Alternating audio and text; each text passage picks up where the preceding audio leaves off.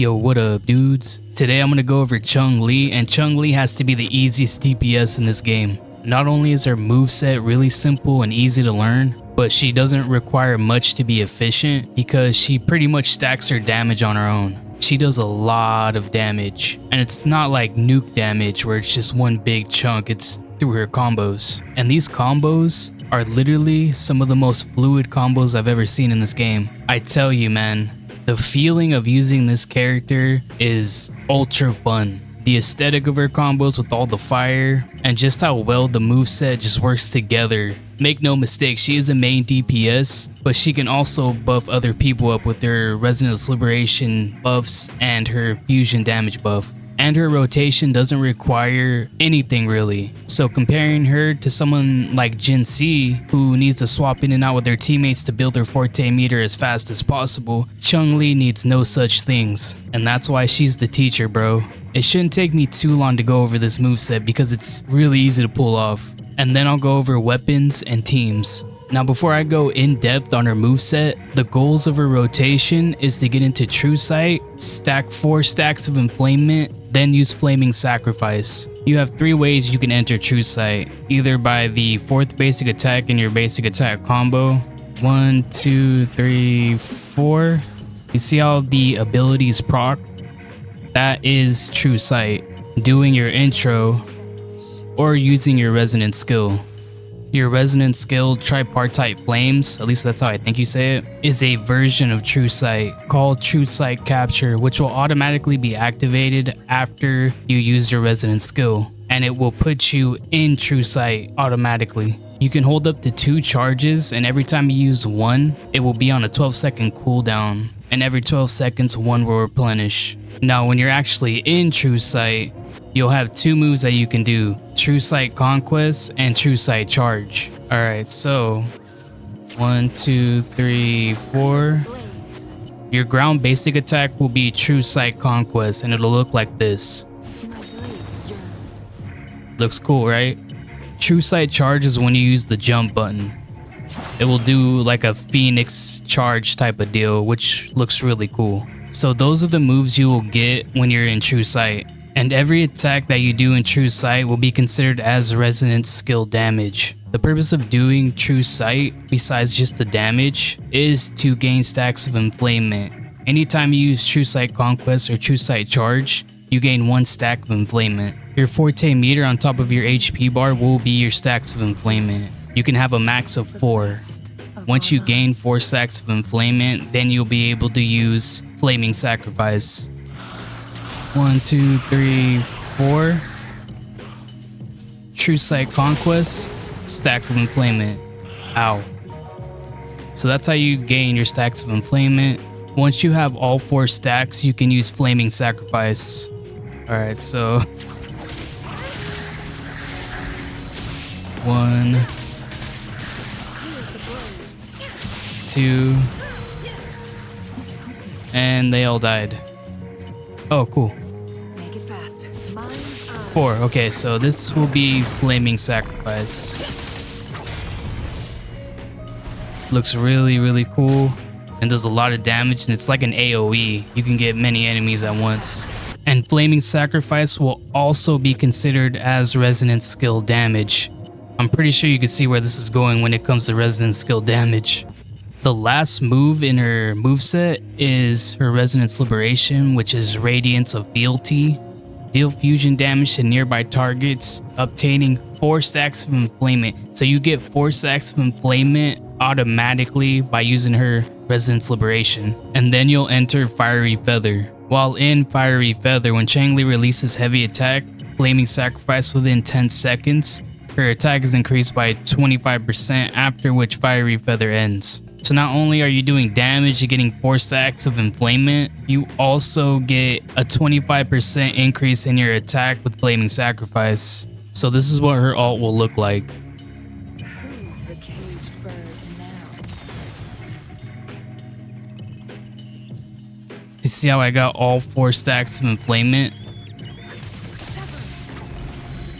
Now you only really want to use your Resonance Liberation when you have no stacks of Enflamement, and I'll tell you why. because you don't want to waste any flaming sacrifices. So a good rotation would be like build up your stacks of enflammement, use flaming sacrifice, then use your resonance liberation, and then use flaming sacrifice again, since your resonance liberation gives you all 4 stacks immediately with the 25% attack increase. If you have no stacks of enflammement, then you can use your ult from the get-go and get that immediate 4 stacks of enflammament to use flaming sacrifice. It will really look like this. You build up all your stacks,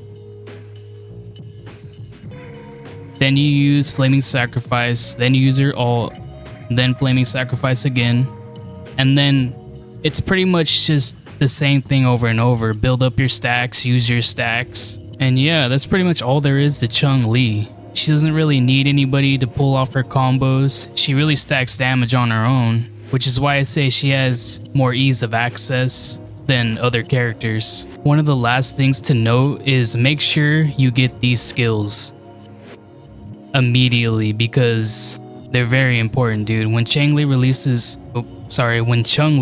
basic attack, True Sight Conquest, or True Sight Charge, for each stack of enflammement, Changli's fusion damage bonus is increased by 5%. When Changli releases heavy attack, flaming sacrifice, or resonance liberation, radiance of fealty, Changli's fusion damage bonus is increased by 20%, and Changli ignores 15% of the target's defense when dealing damage. That ignoring 15% of the target's defense is really important, dude, because on top of the fusion damage bonus, you're also ignoring the target's defense, which is a big plus when it comes to dealing massive amounts of damage. So yeah, make sure you get these abilities. Now onto her weapons. Blazing Brilliance is gonna be the obvious go-to weapon for Changli. If there was ever a time where you said, hey, a new resonator came out and this is their signature weapon, you thought to yourself, hey, I need to go get this, it would be Blazing Brilliance. Its weapon skill is so good, bro. On top of that, you get your attack and crit damage, which is huge. But let me go over the weapon skill. Crimson Phoenix attack increased by 12%. The wielder gains 1 stack of Searing Feather upon dealing damage, which can be triggered once every 0.5 seconds and gains 5 stacks of the same effect upon casting Resonance skill. Each stack of Searing Feather gives 4% additional Resonance skill damage bonus for up to 14 stacks. After reaching the max stacks, all stacks will be removed in 12 seconds. So each stack of Searing Feather gives 4% additional Resonance skill damage. So if you can have 14 stacks, that is about an extra 56% additional Resonance skill damage if you have the max amount of stacks. I know because I used a calculator.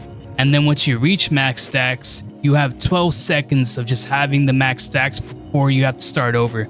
Now, using this blade, I can tell you that you will always be at or near full stacks because you can get stacks just by doing damage, and you're doing damage all the time. And you automatically get 5 stacks just from doing your Resonance skill. We know now that most of her kit consists of Resonance skill damage from True Sight, from Flaming Sacrifice, her Resonance skill. So that's a lot of damage stacked up. So I'm gonna show you what these stacks look like. Let me get past this dude. You see that sign right there where it's going up like 1, 2, 3, 4, 5? That will be your stacks of resonant skill damage for your weapon. You see how it's going down now? That means I am at 14 stacks and the 12-second countdown has started. Once it goes down, I go back to 0 stacks and I will continue building it again. You see how quick it is to build this? Boom, I'm already at max stacks. I was actually trying to figure out what that was. I was looking at her abilities and the one thing I forgot to look at was her weapon ability. But yeah, that is how easy it is to get stacks of resonant skill damage for your weapon. And that is why it is really good. So yeah, that's Blazing Brilliance. The next best weapon would probably be Emerald Genesis. But I'm telling you, the gap between using Blazing Brilliance and Emerald Genesis is just way too high. It's just way too high. Blazing Brilliance just works so well with Changli's entire moveset. And don't get me wrong, Changli will still be worthy to use even if you don't have those weapons. But using Blazing Brilliance puts her from S tier into god tier, bro. At least in my opinion. Next, we're gonna go to her echoes, and it's pretty simple. Molten Rift set. Inferno Rider is the only overlord right now for Molten Rift, and I would prioritize crit rate, crit dam, and resonance skill damage. If you have Blazing Brilliance, I would prioritize crit rate over crit dam, just because Blazing Brilliance gives you a good amount of crit dam on its own. So if you're like at 200% crit dam, it'll take you to 240%, and that's great.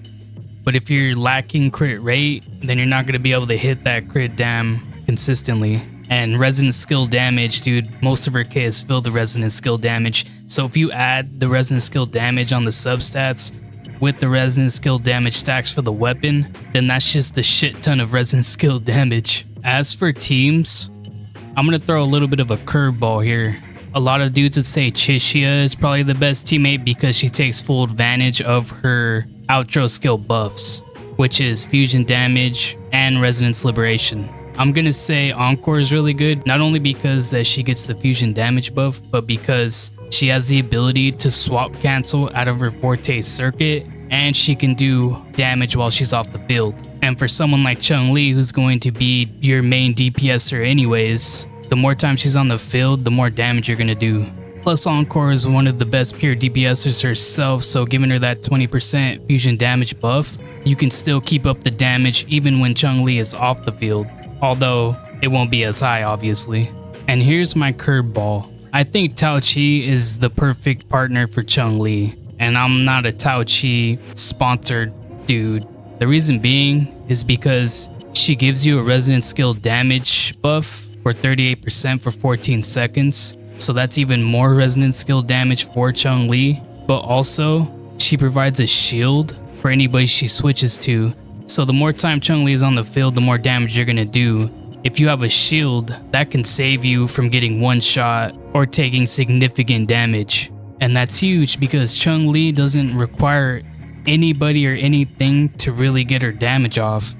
And to be honest, I think that anytime Changli is off the field, you just are gonna lose damage regardless, no matter who takes advantage of her buffs or can benefit the most from her.